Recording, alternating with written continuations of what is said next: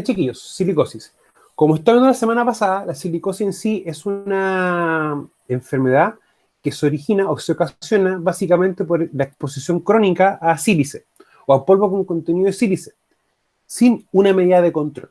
¿Ya? Bueno, más abajo vamos a empezar a ver que la silicosis puede tener también distintos tipos o distintos, o clasificarse de acuerdo también al tiempo de exposición. Ahora, lo principal es siempre que se pueda definir la fracción de polvo respirable en el ambiente. Y eso en la práctica no es algo que se haga tan... Se puede hacer, sí. Existe metodología, sí, pero no es algo que se haga tan sencillo.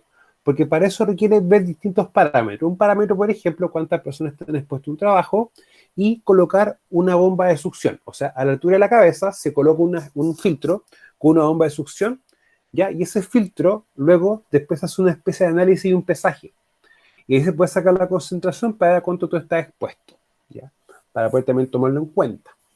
Ahora, lo principal, chiquillos, no olvidáis que la sílice en sí es un mineral que está presente en la corteza terrestre y que tiene una particularidad que en minería se trabaja y está presente en gran parte de los trabajos. O sea, independiente si son labores de extracción de mineral, carguío, o quizás tomar el mineral y llevarlo a alguna planta de proceso, o a alguna fundición, por ejemplo, o estar haciendo algún análisis, ¿ya? Vamos a estar expuestos a la gente sílice, pero en distintas cantidades, en distintas dosis, también uno puede decirlo. En la práctica, las silicosis van a tener siempre tres tipos: las agudas, las severas y las crónicas. La crónica es la más normal o recurrente que se da en Chile, ¿ya? Que es como lo más aplicable al caso chileno. Ahora, lo que no deje que las otras dos también se puedan dar. Ahora, en la práctica, nosotros vamos a tener un periodo de latencia. Y en la práctica, ¿eso qué significa? Que va a ser el periodo en el cual la persona está expuesta a la gente y esta gente empieza a ingresar al organismo y ya empieza de a poco a producir como un cierto deterioro. Hay un tiempo en el cual que la persona no va a presentar quizás un daño mayor, algún problema mayor, pero va a llegar un punto en el que ya la enfermedad va a empezar a presentar síntomas de una forma, de una manera inicial, ¿ya? Y eso en el caso chileno tiene de 10 a 20 años. Ahora, siempre hay que tomar el cuidado de que si yo no me cuido, no tomo las medidas de control, vamos a favorecer el desarrollo de una silicosis, uno. Y dos, lo otro importante también de poder tomar en cuenta es que no todas las personas, estando expuestas a las mismas concentraciones, van a desarrollar una silicosis de la misma manera, para poder también tomarlo de esa perspectiva. Ahora tenemos la acelerada y la aguda. Bueno, acá, chiquillo, en este aspecto me equivoqué, es de 1 a 5 años. Ahora, esta última, hay varios casos, no necesariamente acá en Chile, pero sí casos a nivel sudamericano. ¿Ya? Y hay un caso que es muy, muy nombrado, de unos chiquititos que iban siempre al colegio, de la casa al colegio, y pasaban por un lugar donde eran canteras. Y siempre había una concentración de polvo tan alta que era equivalente a una camanchaca muy espesa, muy poca la visibilidad. Y por estar circulando en esas zonas por un periodo de un par de años, estos chiquititos desarrollaron o manifestaron una silicosis aguda. ¿Ya? O sea, es un caso que también puede darse. Ahora, van a haber ciertos factores que van a poder favorecer o que la enfermedad se desarrolle más rápida. Y en este caso, una cosa es la generación de polvo y otra cosa es la suspensión del polvo. O sea, hay que tomar en cuenta que el polvo, la partícula, es más chiquitita, es mucho más fina. Esta va a permanecer más tiempo en el ambiente, siempre y cuando el ambiente no tenga una buena ventilación o una ventilación adecuada. Eso también hay que entenderlo. O sea, la ventilación, hay que sacarse el concepto de que es un ventilador. No, eso es un recirculador de aire. Cuando uno habla del concepto de ventilación, en esta perspectiva, es inyección de aire limpio y extracción de aire con una cantidad contaminante. Y esto se ve mucho más en ambientes cerrados. Ahora, en la partícula, entre más pequeña es, más fácil puede permanecer en el ambiente y más fácil puede ingresar. Lo otro importante es la concentración. A mayor concentración y partícula más pequeña, va a ser mucho más fácil que entre. Ahora, lo que es la concentración y el tiempo de exposición, de una forma u otra, se caracteriza o se define como el concepto de dosis. Y dejen ver si... que viene siempre asociado al contaminante, ¿ya? Nunca olvidar que el riesgo desde la perspectiva de la higiene industrial tiene que ver una persona, un receptor que va a tener cierta susceptibilidad, va a estar expuesto a un contaminante un tiempo y una concentración, y la vía de exposición, que en el fondo es lo que uno, al identificar la vía, uno de una forma u otra puede implementar mejores medidas de control. ¿Ya? O sea, una perspectiva viendo eso. Y lo otro es la sílice recién fracturada. O sea, primero que todo debe haber una fracturación o un evento mecánico que en el fondo haya energía y esto pulverice o rompa roca, la fragmente, para que la sílice pueda estar en el ambiente. O sea, yo puedo estar con minerales con sílice, pero sin embargo, si no hay alguna forma en el que ésta pase al ambiente, a una porción respirable, hay que tener ese concepto o ese cuidado. La susceptibilidad individual es lo que yo le explicaba recién, que va a ser la diferencia en que una persona pueda desarrollar más rápido o menos rápido una enfermedad, ¿ya?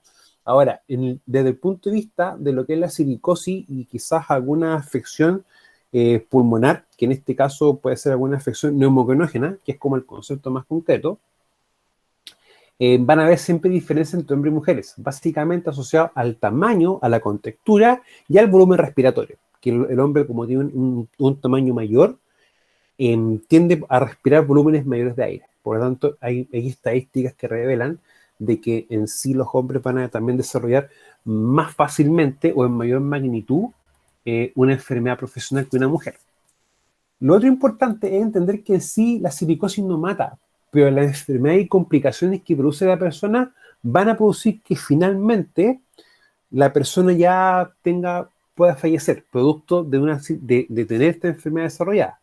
Ahora, en sí, chiquillo, la silicosis, más específicamente la sílice, se considera un agente cancerígeno. Hace un par de años atrás se incorporaron unos listados en específico. Por lo tanto, que un trabajador desarrolle una silicosis, se puede considerar que desarrolla un cáncer, para poder tomarlo también en cuenta. Ahora, ¿van a haber complicaciones de salud en las personas? Sí, eso no cabe duda. Y en la práctica, lo más común es esto, una EPOC, una enfermedad pulmonar obstructiva crónica, ¿ya? Que es una enfermedad que en el fondo se considera ya cuando una persona tiene sobre 15 años. Bajo los 15 años se puede considerar también como un asma, que también pasa a ser una enfermedad pulmonar obstructiva crónica. Ahora, ¿qué es lo importante entender de la silicosis? Que tú, al tenerla, desarrollarla, tú vas a tener más fácil de poder enfermarte una tuberculosis, ya, de hecho, vas a padecer un cáncer pulmonar y puedes desarrollar también distintas enfermedades. ¿Y por qué esto? Hay que entenderlo, cómo afecta en sí al cuerpo y más específicamente, cómo afecta al pulmón. Cuando uno ve el pulmón, uno ve un órgano, algo, de hecho, si uno ha visto, por ejemplo, algo es como medio blanco, medio rosado. Ahora, uno ve una masa en sí, pero si uno le coloca un poco de zoom o un microscopio, va a empezar a dar cuenta que va a estar lleno de estos alvéolos. Ahora, ¿qué es lo importante entender de esto? Que el alvéolo en sí es lo que produce el intercambio gaseoso, que entra un aire con una porción respirable al cuerpo y después va a entrar al mismo alvéolo una cantidad de aire con los distintos elementos de desecho producto de qué, de la respiración celular. O sea, nosotros humanos necesitamos aire para todos nuestros procesos internos. Ahora, ¿qué es lo complejo a veces de esto? Que cuando la silicosis ya empieza a funcionar, estos alvéolos se empiezan como a encapsular, se empiezan a cerrar. Y el pulmón, de tener una característica así, empieza a tener algo mucho más como esto. Pierde elasticidad. Por lo tanto, eso también, aparte de que muestre una pérdida de elasticidad, no permite que haya un intercambio gaseoso. Por lo tanto, quizás no va a salir todo el aire con elementos de desecho. Va a quedar en el cuerpo. Y eso, de una forma u otra, empieza a producir o muestra o ayuda a que se desarrollen más enfermedades en la persona, entendiendo esa perspectiva. Ahora, no olvidar que el tabaquismo en sí produce que una persona que trabaja en minería y fume tenga más facilidad en desarrollar una silicosis, netamente por un tema de costumbre. O sea, con todo el que fuma se lleva esto a la mano. Y si tú estás trabajando en lugares con polvo con contenido de sílice, lo más probable es que tus manos tengan sílice. Y le va a estar favoreciendo que ingrese más fácil a tu cuerpo. Ahora, cuando uno ve una radiografía, si ustedes se dan cuenta que tenemos un pulmón sano, y en la práctica ustedes pueden ver las costillas frontales y traseras. ¿Por qué razón motivo? Porque es un órgano que no tiene constante, es un órgano blando, que no es duro. Constanza, ¿tiene alguna pregunta usted?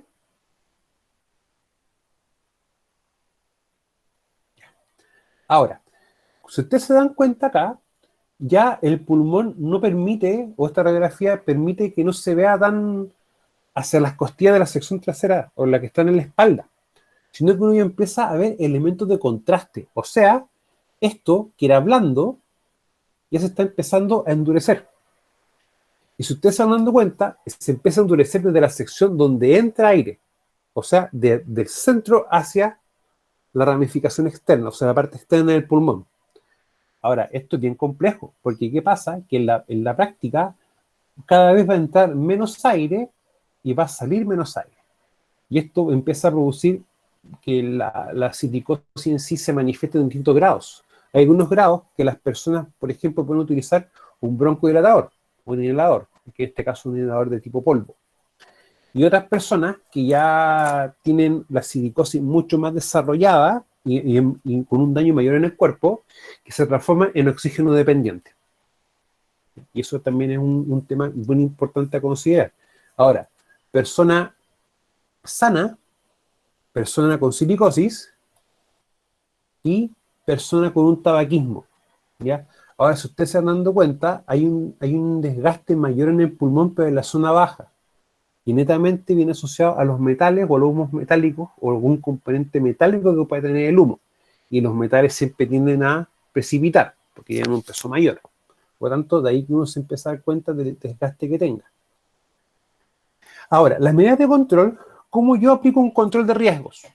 Y eso es lo importante entender. Yo tengo un riesgo, por lo tanto, el empleador tiene una obligación conmigo, que es implementar las distintas medidas de control para que yo, trabajador, pueda trabajar con el riesgo, pero aún así no me enferme, uno, y dos, no me produzca un accidente. De que eso en el fondo es una de las obligaciones que tiene el empleador al aplicar medidas de control. Ahora, en ese caso hay que ser bien concreto. En la práctica, no me dice la ley qué medida de control yo voy a implementar. Me dice textual el Código del Trabajo, en su artículo 184, de que el empleador debe implementar todas las medidas de control. No te dice cuál, te dice todas. ¿Ya? Bueno, hay percepciones distintas con respecto a eso, del tema de la gestión del riesgo, que preferiblemente ingeniería, etc. Pero para el tema concreto de sílice, siempre se recomienda trabajar con todas las medidas de control en paralelo, con todas, ¿ya? Para evitar un daño en la persona, ya que lamentablemente la silicosis no es una enfermedad irreversible. O sea, tú ya la desarrollas, si tú sacas a la persona que tiene silicosis, no la vas a seguir aumentando, se va a estancar la enfermedad, pero nunca va a volver a un punto que en el fondo la persona va a estar sana como antes. Es muy similar, perdón, con la hipoacusia. Toda la persona la saca de ruido y la persona no va a seguir desarrollando la enfermedad, pero en ningún momento va a volver a un punto anterior. Ahora, las medidas de control, tú puedes aplicar una medida de control directamente en el individuo, en la persona, que en este caso utilizamos el EPP, en el medio, donde la persona está trabajando, que va a ser humectación y ventilación. Humectación, chiquillo, es básicamente estar regando de manera continua, de manera constante. ¿Para qué? Para evitar que el polvo empiece a pasar a la fase respirable. Y en la fuente, que va a ser humectación de la perforación, por ejemplo, y si tenemos un área compleja, siempre va a ser con medición de oxígeno. Ahora, chiquillo, una pregunta. ¿Alguno de ustedes sabe utilizar o ha visto, por ejemplo, un medidor de gases?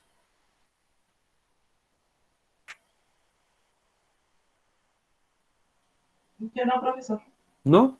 Ya, entonces, chiquillos, más adelante vamos a ver un medidor de gases y un anemómetro, que es un equipo que me permite poder ver un caudal, o en este caso, una velocidad de viento, de que son dos equipos que son bien interesantes que los conozcan, porque se utilizan mucho en minería.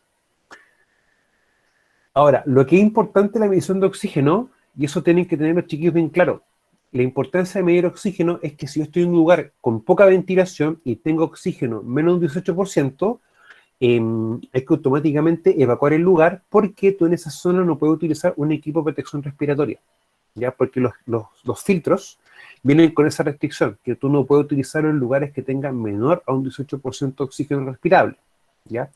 Ahora, cuando una persona está bajo el 15% de la práctica, Ahí tenemos complejidades, porque hay pérdida de conciencia, entre otros elementos, para poder considerarlo.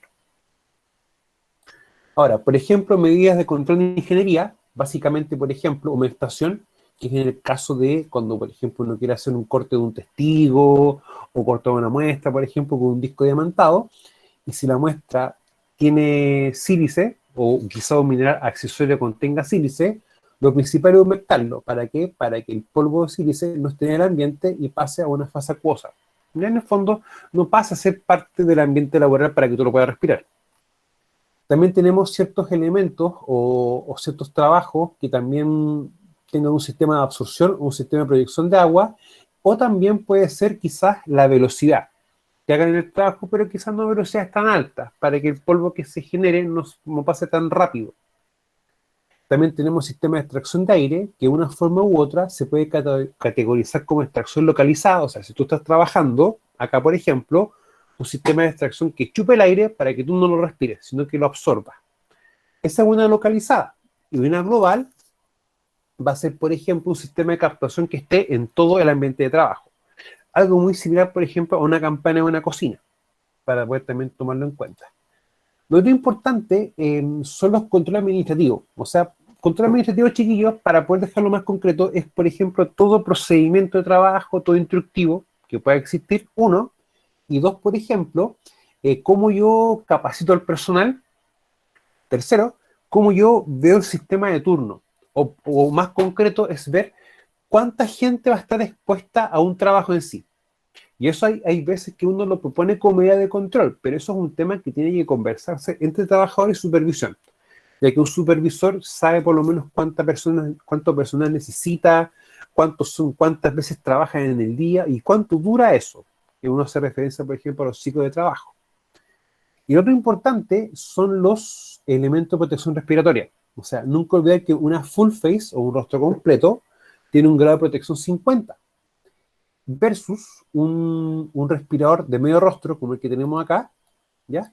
Que tiene una protección de 10. O sea, es mucho más eficiente una full face, pero trabajar bajo ciertas condiciones, ¿ya? Y cuando tenemos la presencia de sustancias altamente tóxicas o concentración en niveles que quizás el respirador no va a funcionar tan bien. Hay varias sustancias, o sea, tenemos, por ejemplo, algunos ácidos, algunas sustancias que pueden pasar a fase gaseosa, por ejemplo, quizás también mercurio, arsénico, que recuerden que el arsénico se trabaja mucho también con lo que es oro, y el mercurio también, con el mercurio específicamente por los vapores de mercurio en el proceso de la amalgamación, cuando se hace una extracción de oro a nivel ya más artesanal. ¿Ya? Y de hecho la exposición constante de mercurio es muy normal que produzca una enfermedad que se llama saturnismo, de que es una enfermedad muy común en lo que es la minería ya a pequeña escala. O sea, hay que entender eso. Ahora, de una forma u otra, y que Chile trabaje con un protocolo para sílice, es bien complejo, porque una cosa es la minería que uno puede conocer a nivel mediano y gran minería, y está muy normalizada, que existe mucho procedimiento y mucha cultura en prevención, versus una minería más artesanal, en el cual no está quizás muy desarrollado, muy interiorizado lo que es la seguridad. Ahora, siempre importante, si tenemos un lugar donde haya sílice, existe una cierta advertencia, que está expuesto a tal riesgo y que es obligatorio el uso de la protección respiratoria. O sea, eso tiene que ser así. Ahora, de una forma u otra, no es solamente obligatorio para la sílice. Existe un decreto que se llama el 594, en el cual obliga al empleador a colocar las distintas señales de advertencia. Por ejemplo, presencia de ruido, que puede caer algo, utilice baranda, entre otros elementos. Y lo otro importante es que si tenemos personal que hable otro idioma, toda esta señalética también debe estar en el idioma del otro personal que estemos trabajando con nosotros. Ahora, en la práctica, ¿cómo me protejo yo? Protegiendo en la fuente, colocando una medida de absorción directamente acá, colocando, por ejemplo, humectación entre otras cosas, viendo alguna medida de control en el medio y en el individuo. Ahora, uno muchas veces cuando explica las medidas de control de una forma u otra, uno dice, aplica automáticamente ingeniería. Pero yo lo puedo hacer, sí, siempre y cuando el medio me permita ello. O sea, yo quizás puedo poner, por ejemplo, encajonar un motor completo y colocar un sistema de captación. Pero el problema es que si yo lo encajono, coloco una protección, quizás voy a estar aumentando la temperatura. Y por lógica, voy a automáticamente aumentar un riesgo de incendio. ¿El punto cuál es? Yo no puedo aplicar medidas de control que generen más riesgo a los trabajadores. Por eso que hay que ver bien, concreto, si el trabajo en sí me permite poder, por ejemplo, colocar una medida de control más específica. Y miren, déjenme mostrar una imagen, chiquillo, para más o menos simplificar un poquito lo que les estoy explicando ahora.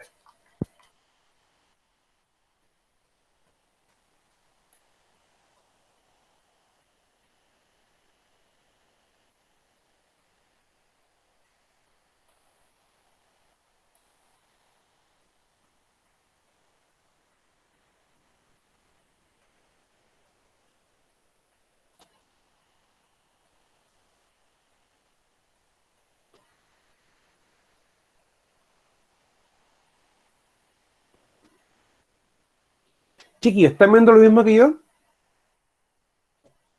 Sí. Ya. Acá tenemos una labor que están haciendo una perforación, ya con en este caso una perforadora manual. Ahora, en cuanto a perforaciones, bueno, esto lo vamos a trabajar un poco más adelante. Ya vamos a ver temas específicos de perforación, de calillo, lo que son plantas de proceso y varias actividades y procesos que se realizan en minería. ¿Ya? Para identificando los procesos, actividades, identificando los distintos riesgos que ya hemos visto y complementando algunos más y ver después cómo lo podemos controlar. ¿Ya? Pero me interesa que veamos cosas así. Ahora, acá, chiquillos, si ustedes se van dando cuenta, yo sé que esta perforadora va a generar bastante ruido, mucho ruido, alrededor de unos 100 decibeles, un poquito más. O sea, es equivalente a tener, por ejemplo, una radio o un teléfono con la música muy alta, muy alta. Y va a ser tan alto que tú vas a estar a 1 metro de una persona y vas a tener que gritarle para que ella te escuche. Vamos a tener ruido que se genere por esto y también ruido producto de la perforación y vamos a también tener polvo producto de la misma perforación. Ahora, yo puedo, por ejemplo, aplicar medidas de control en este caso, chiquillos. Sí, profe. Ya. ¿Y en qué sección y de qué tipo? Eh, a ver, primero que todo yo lo veo más por el tema del polvo que puede generar al perforar, y la ¿Mm? medida de control que tiene que hacer ahí es que incluso la perforadora se le puede lanzar agua, o un trabajador aparte puede lanzar agua al mismo sector donde está perforando. ¿Ya? O sea, tendría que ser una demostración Humectación. acá. ¿No es cierto? Claro, Ya. como un sistema antipolición. Claro, es como eso. Pero pregunta, ¿yo puedo colocar una protección o una medida de control directamente acá en el equipo de perforación? No. No. No, ¿no es cierto? Ya. Razón motivo, porque si lo hago, por ejemplo, bueno, esta máquina empieza también a botar un poco de aceite. Ya cuando entra aire y el aceite que ingresa para que esto pueda rodar, empieza también a botar un poco de aceite. Y el aceite también está con un poco de temperatura. Por lo tanto, si yo coloco un sistema acá para que capte ruido, o en el fondo lo deje ahí, voy a producir otro riesgo asociado, un riesgo de incendio. ¿Cuál es el punto? ¿Yo acá puedo aplicar una medida de ingeniería? No. Una medida de ingeniería en este contexto, ¿cuál sería? Una manga que absorba todo el aire con sílice que se está generando acá. Eso sería una medida de ingeniería. Lo otro, que le está explicando su compañero, el tema de la humectación, claro, ¿es una medida de control? Sí, es una medida de control. Ya para poder tomarlo en cuenta, que en el fondo va a permitir que el polvo no se vaya al aire y empiece a quedar en el agua. Ahora, otra medida de control que nosotros perfectamente podemos aplicar acá es en el trabajador. El En este EPP. caso, el EPP. Meramente eso. Ahora, ¿por qué no está utilizando medidas de control? Desconozco. No sé si se habrá puesto para la foto. Ahí yo no sabría qué decirles. Pero acá, chiquillos, esta operación en sí tiene varios riesgos asociados y tiene varias situaciones o formas en que hay que hacerla. Pero eso vamos a ir trabajándolo en la próxima unidad. ¿Ya? Ahí sí vamos a trabajar varias cosas, chiquillos. Ahí vamos a trabajar en carguío, transporte, varias cosas, ya desde varias perspectivas, para que empecemos a conocer varios procesos. Ahora, a mí, en este tipo de trabajo, a mí lo que siempre me preocupó mucho era el empate. El empate, chiquillos, es cuando uno va empezando a hacer la perforación. Porque por lo general esta roca, si se hace muy rápido, la roca hace este ejercicio. Y siempre está esa velocidad lenta para que empiece a marcar una guía hasta que se le produce un empate correcto y tú puedes empezar a perforar.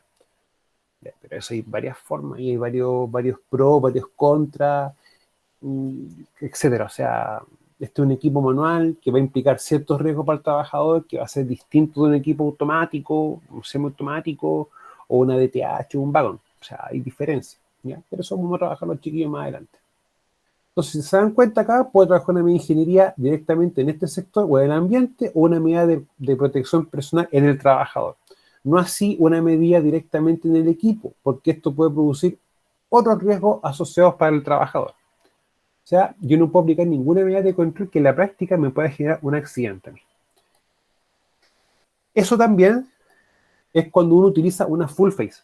Las full face, chiquillos, se pueden utilizar en lugares en específico, ¿ya? En el cual tú sepas que solamente va a estar tú y bajo ciertas condiciones ambientales y bajo cierto tipo de sustancias. O sea, no es utilizable en un 100%. Son motivos porque te limita los ángulos de visión. Sin full face, con full face. O sea, te quita la visión de los laterales. Solamente te permite poder enfocar en un solo punto. Ahora, chiquillos, riesgos ambientales físicos. Ya, los riesgos ambientales físicos, chiquillos, van a suponer que tiene que haber una transmisión de energía. O sea, por ejemplo, si ustedes están hablando y se colocan la mano acá, ustedes van a sentir cierto golpeteo en su mano.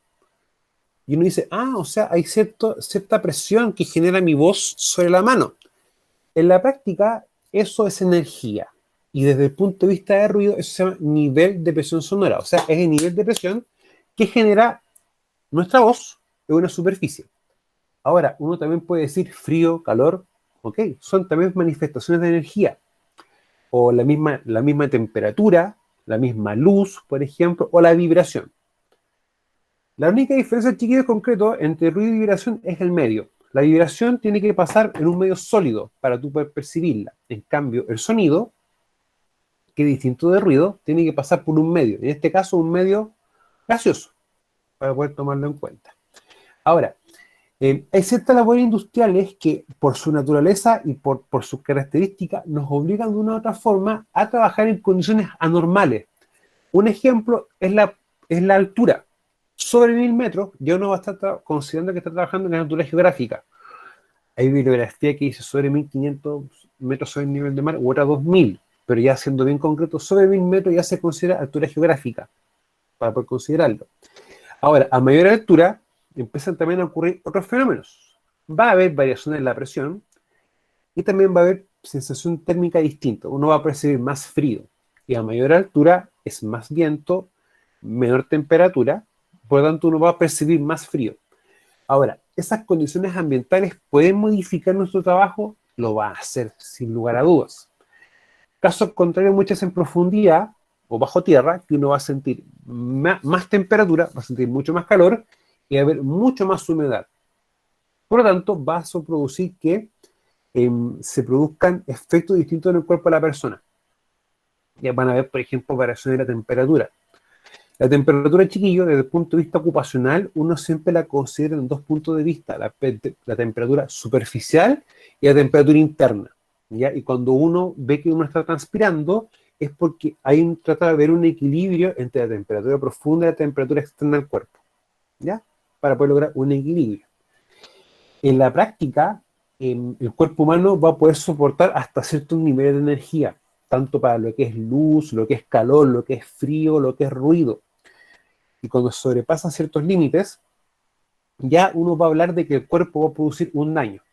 Ahora, nunca olvidar, chiquillos, que la enfermedad profesional es la que el trabajador desarrolla al estar expuesto a algún agente interhigiénico, ya sea físico, químico o biológico, para tomar esa perspectiva. Ahora, siempre van a ver que los factores físicos, químicos y biológicos están en una persona, y esos son los que en el fondo uno va a considerar como agente higiénico. o un agente que pertenece al ambiente o al medio laboral, que va a estresar a la persona o le va a producir un daño, para ser un poquito más concreto. Ahora, las condiciones externas que nos rodean, como temperatura, iluminación, el ruido y los olores. Bueno, los olores en la práctica viene más asociado a un tema químico, producto de un producto químico, básicamente. ¿Ya? Y también sentir ciertos olores en ciertas situaciones y condiciones también nos dan explicaciones, por ejemplo, a ciertas cosas. O sea, cuando uno va, por ejemplo, caminando en la calle y uno pasa cerca de una alcantarilla y uno siente un poco olor a huevo podrido, yo que digo, estamos en un lugar donde hay materia orgánica descomponiéndose sin oxígeno. Y es tanto el gas acumulado que se está produciendo ese olor a huevo. Y esos chiquillos en la práctica corresponden a anhidro sulfídrico, un gas ácido muy tóxico en muy poca concentración y tiempo de exposición. Puede producir una consecuencia fatal. Ahora, de una forma u otra, estos agentes pueden producir consecuencias negativas a las personas, sí, lo pueden hacer.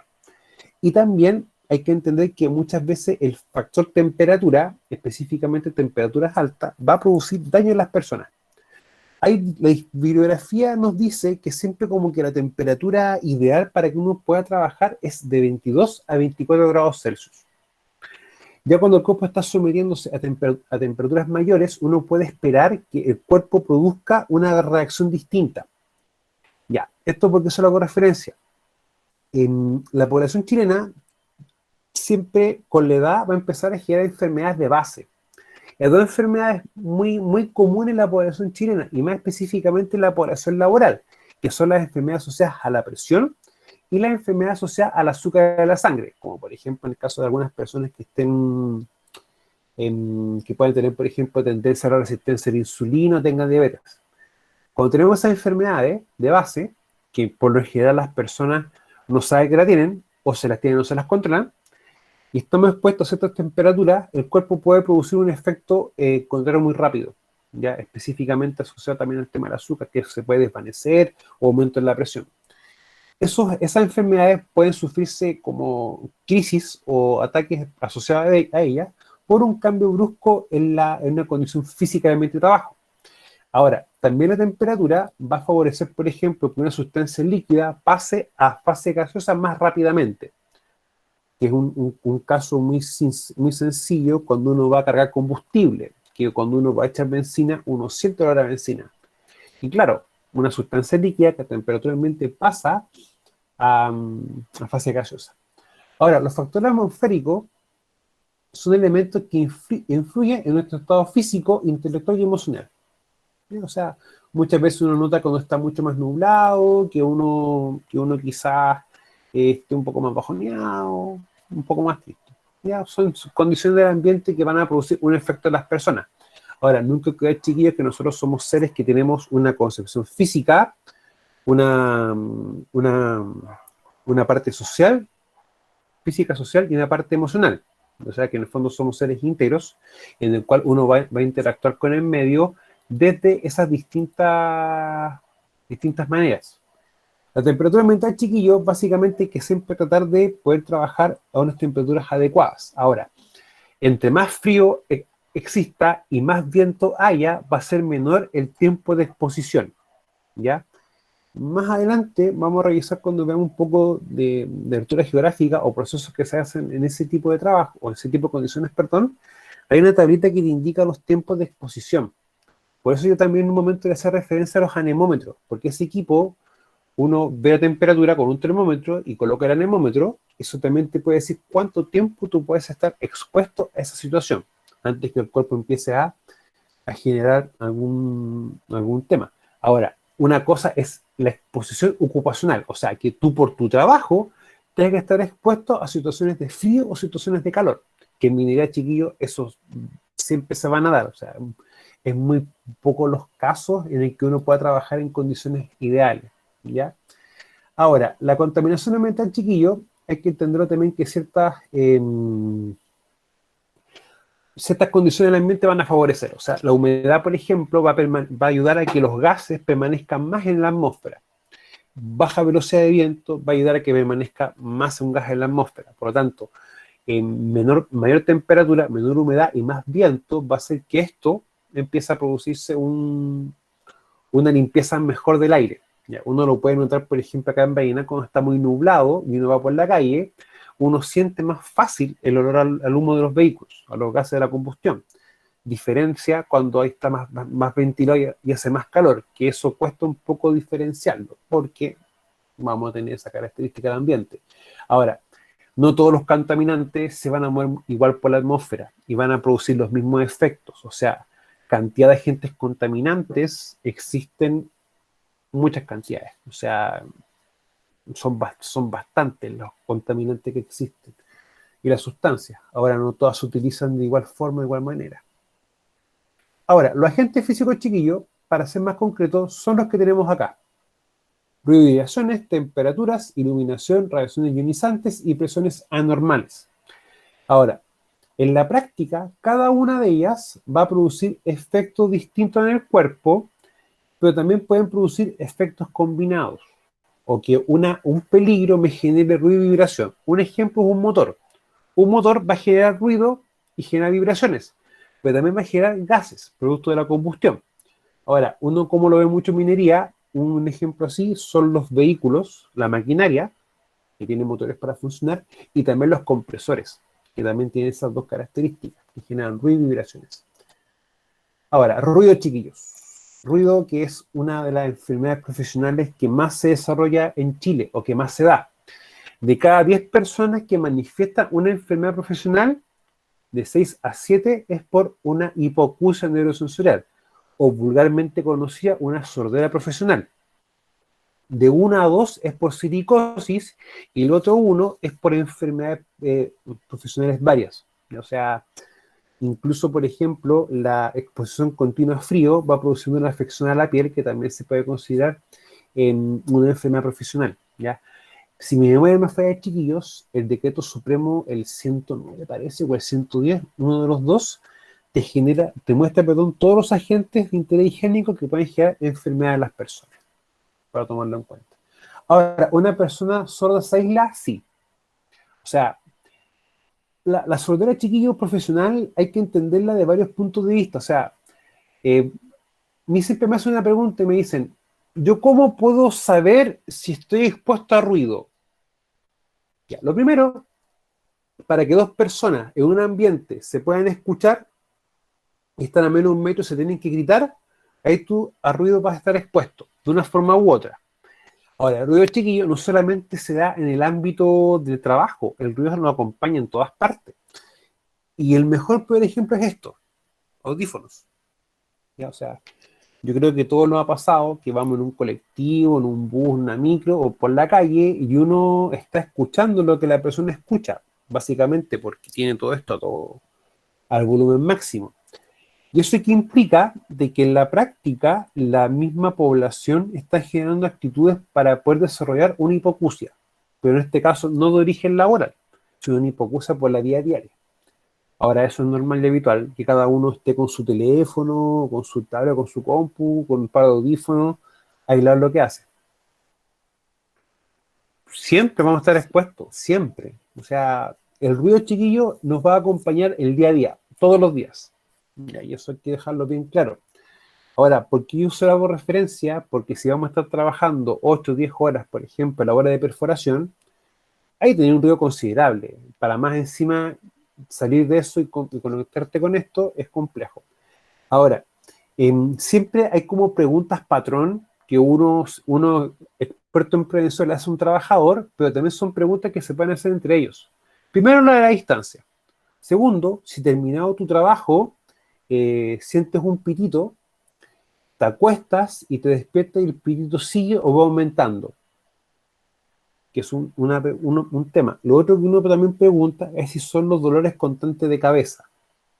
Si cada vez te duele más la cabeza cuando terminas tu trabajo. Ahora, ¿por qué una persona sorda se aísla? Porque en la práctica, la persona cuando empieza a perder de a poco su capacidad de audición, que eso para mí es lo más correcto que decir sordo, ¿cómo lo nota eso? ¿Cómo nota la persona en sí? Que cada vez que a la persona le van a hablar, tienen que gritarle.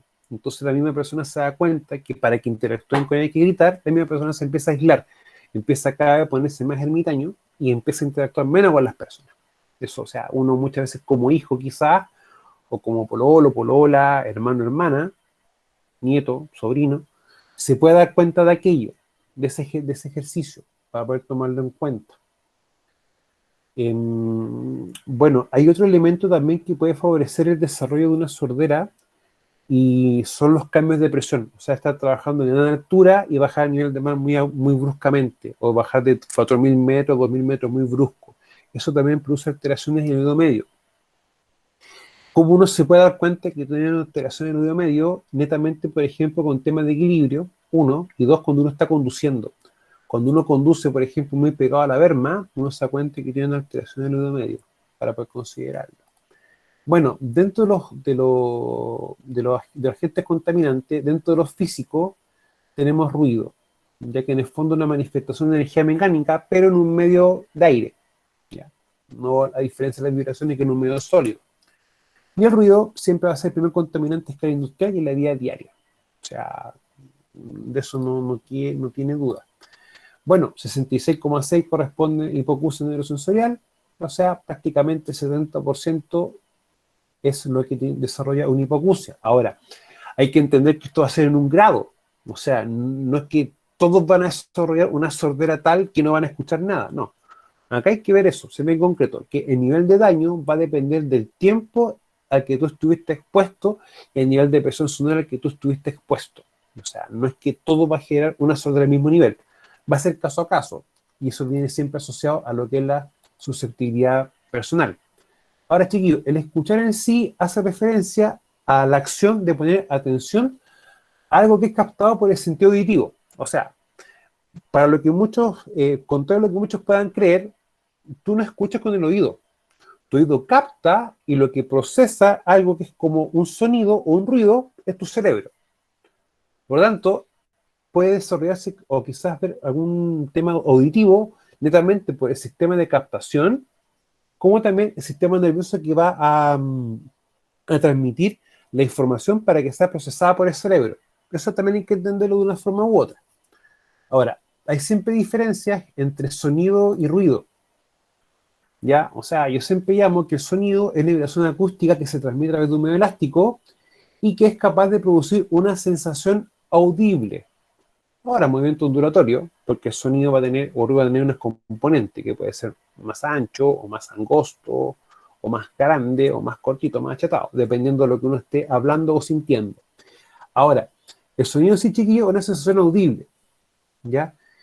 Que se va a diferenciar del ruido, porque el ruido para nosotros es algo molesto, algo que sin sentido, que tú lo percibes con tu oído y te va a molestar a ti. Esa es la principal diferencia. Y eso, de hecho, es pregunta de prueba. Lo principal que describe el sonido es el decibel, ya que el decibel en este caso va a ser la unidad, en lo cual nosotros, cuando tomamos un equipo, va a procesar algo. Leonel, ¿tiene usted alguna pregunta? Profesor, que recién se me cortó, no le escuché muy bien cuando dijo del ruido. Ya. El ruido para ti siempre va a ser algo molestoso. Por ejemplo, esto. Es algo que no tiene una lógica de ser. A diferencia de lo que uno escucha, o de un sonido, que es algo que no es molesto para el oído, que es agradable para el oído. Bueno, amigo, no creo que sea muy agradable en este momento, cuando uno lleva ya tantas horas trabajando. Pero esa es la principal diferencia, que el sonido es algo que tiene una lógica, y el ruido es algo inarticulado. Ahora, es importante entender eso, porque en la práctica, los ruidos también se pueden clasificar en un ruido constante o estable, y también podemos tener, por ejemplo, ruido impulsivo. Los ruidos impulsivos, por ejemplo, ¿cómo pueden ser cuando uno está perforando o haciendo un ruido con un taladro? O también un ruido impulsivo va a ser, por ejemplo, cuando tú ejecutas un explosivo. ¡Pah! Que en el fondo, si tú lo ves como una gráfica, va a ser como una cosa muy alta en la gráfica, para poder tomarlo en cuenta. Ahora, cada vez que yo me alejo de distancia desde la fuente que genera un sonido, yo voy a percibirlo más bajo, más tenue. Por lo tanto, una medida de control para cuando uno está expuesto al ruido, ¿cuál podría ser? Alejar la fuente que genera ruido. ¿Eso es una medida de control? Sí, lo es. Ahora, ¿qué tan fácil se puede hacer esto? Va a depender. O sea, no es algo que se pueda llegar y tomar la decisión así. Va a depender netamente del tipo de trabajo que nosotros estemos realizando. El ruido chiquillo es una sensación auditiva inarticulada, sin sentido, generalmente desagradable y sobre 80 decibeles, ¿ya? Y eso es un tema, o sea, para poder considerarlo. Ahora, 80 decibeles chiquillo es básicamente, por ejemplo, una fotocopiadora con un ventilador trabajando a una velocidad baja, puede generar más o menos 80 decibeles, ¿ya? Ahora, ¿por qué el 80? La bibliografía en este caso, cuando uno revisa estos niveles a nivel mundial, no están todas de acuerdo. O sea, hay bibliografía que dice que a los 80 decibeles hay un daño, a los 75 hay un daño, a los 90 hay un daño, etc. Ahora, independiente de la bibliografía, lo que uno sí puede decir que si uno está expuesto ya sobre 65, 70 decibeles, ya empieza a haber un efecto en el cuerpo humano. O sea, eso hay que tenerlo bien claro. Ahora, en la práctica, chiquillo, cuando uno está expuesto a ruido, ¿se van a producir consecuencias en el cuerpo humano? Sí, se producen consecuencias. Y se producen efectos.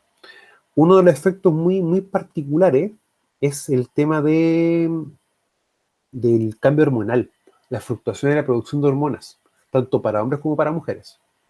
O sea, tiene bastantes implicancias, de hecho. La exposición constante al ruido y vibraciones, por ejemplo, va produciendo también alteraciones en los ciclos del sueño y también empieza a producir alteraciones a nivel cardíaco. O sea, por eso es que muchas veces hay que tomarle la importancia adecuada a esto. Ahora, cuando uno habla de ruido, también hay un concepto asociado a lo que es la higiene del ruido, que en el fondo son los cuidados que uno va a tomar cuando está expuesto a ruido. Ahora, fíjense, y a los 140 decibeles hay un umbral de dolor, o sea, tú sientes un dolor muy agudo en tu oído. Y el cero es cuando tú no escuchas nada. O sea, cuando hay un nivel de ruido ambiental tan bajito, uno, por ejemplo, si tiene esos relojes análogos, perdón, uno puede sentir cómo va el segundero avanzando. Profe, O disculpe, no sentir, se ve nada. O eh, idea mía. Eric, estoy compartiendo pantalla. No se ve. Chiquillos, ¿alguien más reporta que no ve? A lo mejor fijo pantalla en otra cosa, no sé, porque sí Claro. se ve la presentación. Sí, Yo sí veo la presentación, profe. es chiquillo. Para que Eric pueda ver bien su equipo.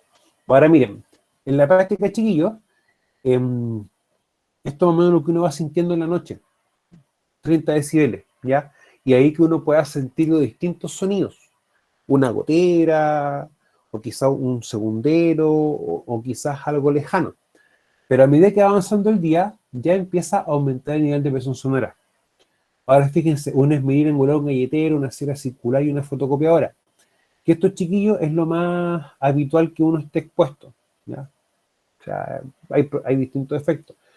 Y eso uno se va dando cuenta. Ahora, ¿cómo funciona el oído en sí? ¿O cómo es la estructura? Tenemos el oído externo, tenemos el conducto auditivo y tenemos ya la sección más específica que empieza a hacer o a tener todo el sistema de captación, ya que eso también lo que tiene que tener bastante importancia. Ahora, chiquillos, en la práctica, cuando uno quiere ver una medida de control, la puede aplicar en esta sección o en la parte interna, ¿ya? Para poder también tomarlo en consideración. Bueno, tenemos el pabellón, pero esto a mí lo que me interesa es el órgano de Corti. Ya. Estas células ciliares, chiquillos, son las que están encargadas de captar los distintos estímulos, transmitirlo por un sistema nervioso en sí, o por un cable al cerebro para que lo procese. Ahora, el sonido y el ruido, en la práctica van a trabajar con decibeles, y el decibel es la unidad de presión sonora. A mayor ruido, este golpeteo es mayor. Lo que va a empezar a hacer es que estas células las va a desgastar, las va a gastar hasta que quede en cero. Ahora, muchos de ustedes quizás van a estar expuestos a ruido, van a sentir un pitito, y en la mañana siguiente ese pitito va a desaparecer. Cuando pasa ese ejercicio o ese ejemplo, es que la célula en sí se recuperó. ¿Ya? Estas células tienen la capacidad de recuperarse, pero para eso hay que darle un tiempo de descanso, que en el fondo es un tiempo de exposición. O mejor dicho, un tiempo que tú no estás expuesto a ruido. Ahora, ¿cómo uno lo entiende? La misma ley chilena te va a ti referenciar los tiempos de exposición. Cuando uno trabaja de lunes a viernes, lo hace de una perspectiva en el cual tú estás un segmento del día expuesto a ruido y 2 segmentos del día que no está expuesto a ruido. Por lo tanto, te expones 1, perdón, y descansas 2, para que estas células puedan recuperarse. Y no solamente desde este ámbito chiquillo, sino también incluso el ámbito respiratorio, el ámbito pulmonar. Y aquí hay que entender que el sistema respiratorio es uno de las vías de ingreso más importantes del cuerpo, producto de que uno respira todo lo que está en la atmósfera. Y eso es pregunta de prueba. Como también cuáles son los 2 órganos del cuerpo que permite más el ingreso de sustancia al cuerpo.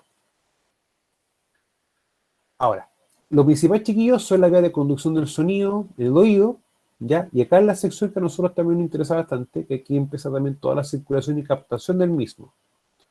Ahora, ¿qué síntomas uno puede sentir y va a estar directamente asociado a temas de estrés por estar expuesto a ruido? Dolor de cabeza, zumbido en el oído, insomnio o poca capacidad para poder dormir, la misma sordera, estrés y taquicardia. Recuerden, chiquillos, que el estrés en el fondo siempre se puede considerar como una serie de elementos que la persona va a manifestar como una reacción frente a un estímulo. ¿Ya? Eso es lo que puede considerar como una respuesta al estrés. Ahora, hay personas que generan un estrés positivo, que cuando están expuestas a muchas cosas funcionan mejor.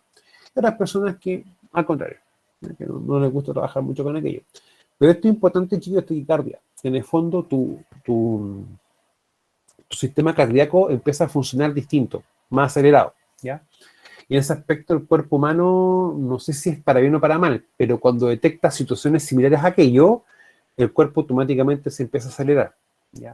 Hay un caso muy paradójico, por ejemplo, con las bebidas energéticas, pero eso no viene al lugar.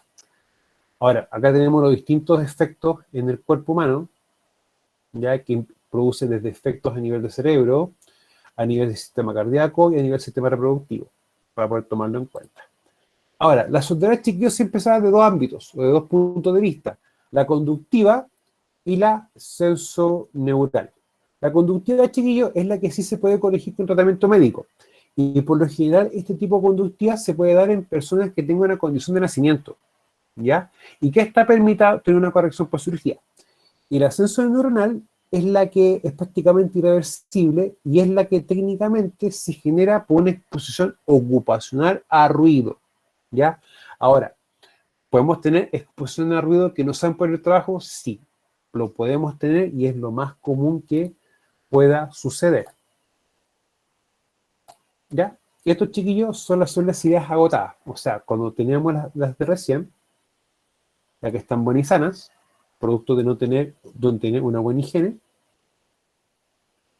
pasamos a esta, ¿ya? Ahora, chiquillos, en sí una de las consecuencias mayores de los trabajadores que pueden desarrollar una hipoacusia sensorial laboral, ya que la pueden desarrollar todos, sí, la podemos desarrollar todos, pero no todos al mismo nivel, que en el fondo, como tú desarrollas una enfermedad profesional, va a depender de qué cosa, de cuánto tiempo estuviste expuesto y la concentración de lo que estuviste expuesto, y eso también se puede preguntar en la evaluación. La silicosis, chiquillos, al igual que la hipoacusia, son 2 enfermedades que tienen características que son irreversibles. O sea, no se puede volver a un estado anterior, ¿ya, chiquillos? Para poder tomarlo en cuenta. Y en la hipoacusia, chiquillos, básicamente vamos a tener una situación así, que quizás vamos a tener células que no van a estar todas en muy buena instancia. Ahora, hay varios como premisas a la hora de que uno interactúe con una persona que tenga poca capacidad auditiva. Primero que todo, hablar lo más lento posible, o sea, lento, no así cetáceo, ¿no? Lento, que en el fondo la persona vea que tú gesticules y que te entienda. No hablen como el sistema cetáceo, eso no lleva nada, no tiene lógica. Lo otro es tratar de hablarle en dirección a su cara, direccionando, ¿ya? Pero tampoco hablar muy fuerte, porque aunque parezca paradójico, la persona, aunque tú le hables muy fuerte, pensando tú que va a escuchar mejor, va a producir un daño mayor en su oído, porque ya tiene un daño en su oído, para poder considerarlo. Ahora, a mí siempre me hace una pregunta en relación a qué hacer, por ejemplo, si tenemos a personal con una hipoacusia en distinto nivel. Lo primero que hay que hacer con esta persona es sacarla del lugar de trabajo, donde está expuesto al ruido, y colocarla en un lugar donde el ruido no tenga ese nivel de exposición. para así no producir o seguir aumentando el daño. Eso es lo primordial. Ahora, la misma ley de accidentes de trabajo y enfermedades profesionales da como una orientación en que en sí la persona va a tener que tener una reeducación y una rehabilitación, ya que eso se encarga básicamente de la mutualidad en conjunto con la empresa, para que la persona pueda desempeñarse en una labor que para ella no signifique un menoscabo, ¿ya? O un daño en su percepción psicológica. Los tipos de ruido, está el fluctuante impulsivo, ¿ya?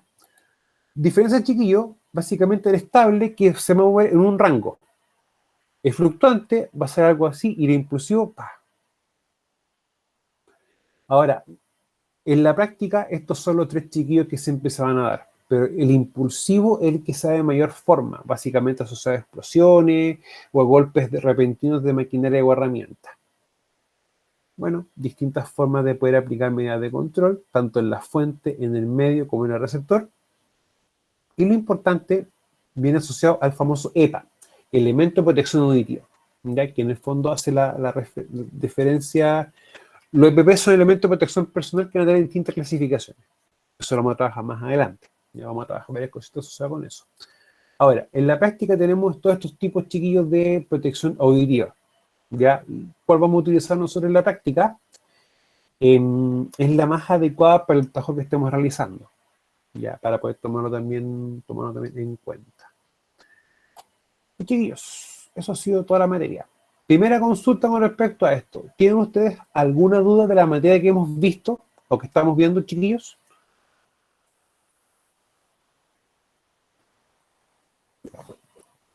A mí no, profe, me quedó todo claro por lo menos. ¿No? Ya.